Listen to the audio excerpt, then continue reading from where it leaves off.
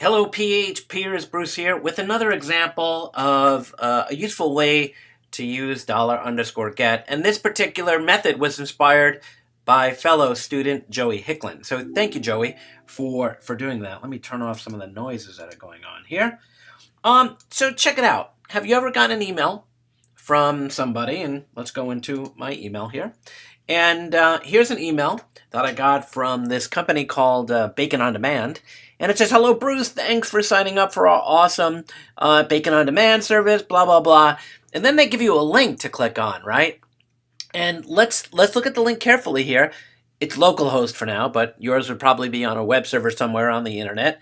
And it has, a PHP script along with a query parameter here called name. And you'll notice that it's my name, right?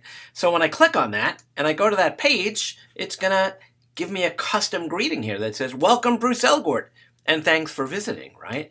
So how's all that done? That's all done using gets, right? So if you wanted to change that and email, say, Joey Hicklin, right?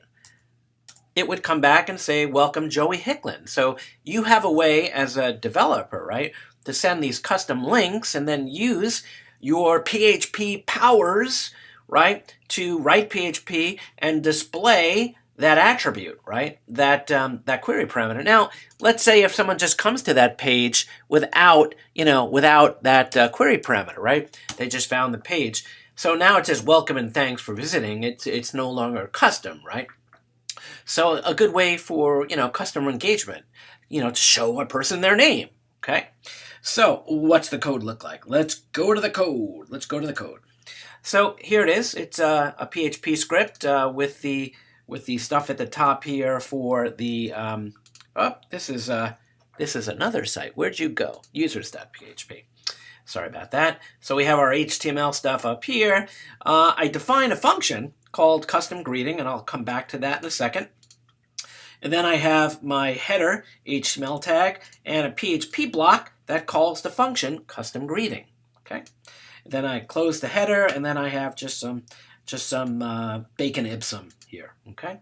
Some placeholder text. So here's my function called custom greeting. Takes no parameters. It says, "Hey, is the name query parameter set?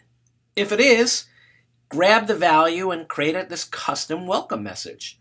If not, just display the welcome message without their name." So again, I just wanted to show you, how you can use get in a lot of different ways and why it's really important. Okay. Hope this short video helped. See you in class or on Slack.